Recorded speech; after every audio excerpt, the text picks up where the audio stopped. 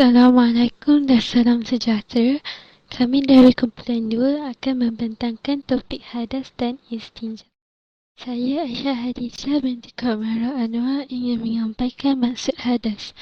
Hadas dalam segi bahasa ialah sesuatu yang baharu, mendatang, iaitu sesuatu yang sebelumnya tiada kemudian menjadi ada. Dari segi istilah pula, hadas itu ialah kotoran secara maknawi pada diri seseorang Muslim yang menentukan sahnya ibadah yang diisyaratkan dengan bersuci seperti solat, puasa, tawaf dan lain-lain. Seterusnya, saya Nur Afza Amanina akan menjelaskan tentang pembahagian hadas. Hadas terbahagi kepada dua, iaitu hadas kecil dan hadas besar. Hadas kecil ialah orang yang tiada wuduk dan cara untuk menyucikan diri dari hadas kecil ialah dengan berwuduk. Hadas besar pula terbahagi kepada tiga, iaitu orang yang bersetubuh, orang yang keluar air mani dan perempuan yang haid atau nifas. Seterusnya, saya Nurdiana Syara akan membaca dalil yang mewajibkan bersuci dari hadas. A'udzubillahi minasyaitonirrajim. Ya ayyuhallazina amanu idza qumtum ila sholati faghsilu wujuhakum wa aydiyakum ilal marafiq.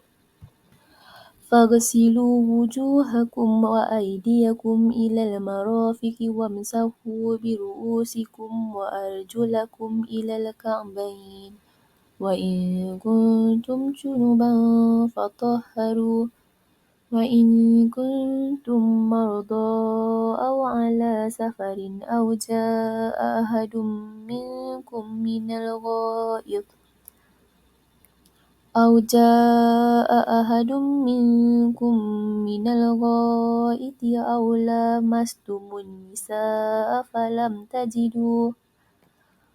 لامستم النساء فلم تجدوا ماء فتيمموا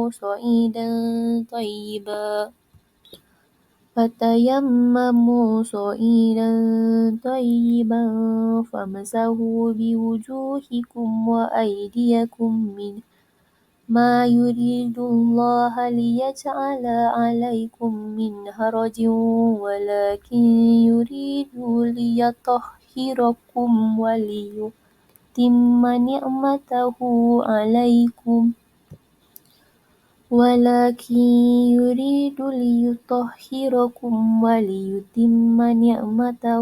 عليكم لعلكم تشكرون. Surah Al-Ma'idah ayat 6. Maksudnya, wahai orang-orang yang beriman, apabila kamu hendak mengerjakan sembahyang, padahal kamu berhadas kecil, maka berwuduklah, iaitu basuhlah muka kamu dan kedua belah tangan kamu meliputi siku dan sapulah sebahagian dari kepala kamu dan basuhlah kedua belah kaki kamu meliputi buku lali dan jika kamu junub, berhadas besar maka bersucilah dengan mandi wajib.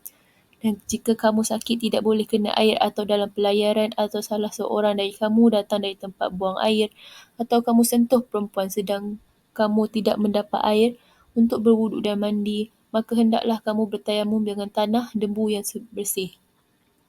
Iaitu sapulah muka kamu dan kedua belah tangan kamu dengan tanah debu itu.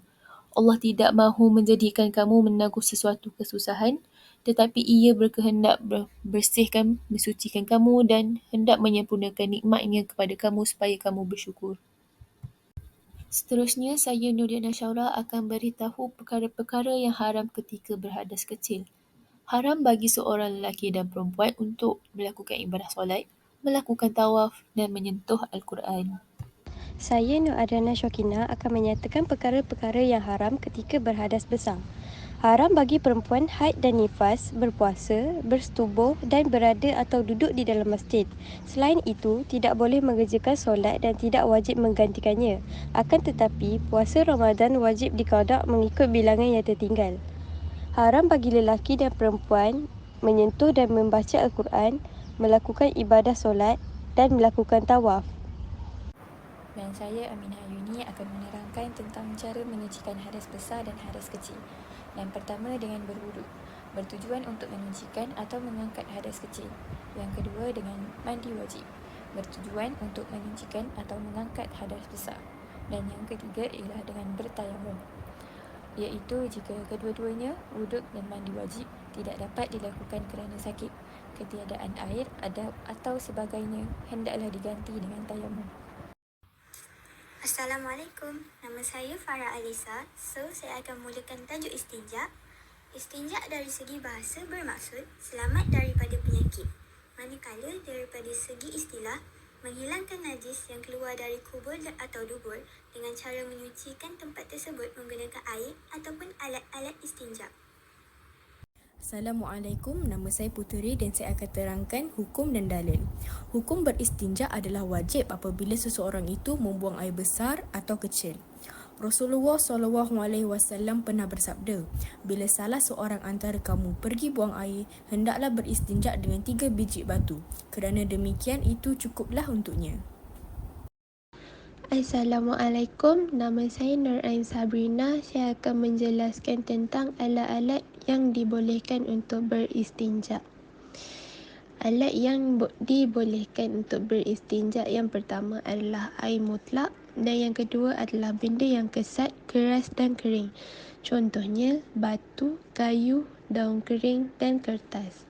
Manakala alat-alat yang tidak dibolehkan digunakan untuk beristinja adalah bahan makanan, tulang-tulang binatang dan kertas yang tertulis nama Allah Subhanahu Wa Taala, ayat-ayat Al-Quran dan hadis.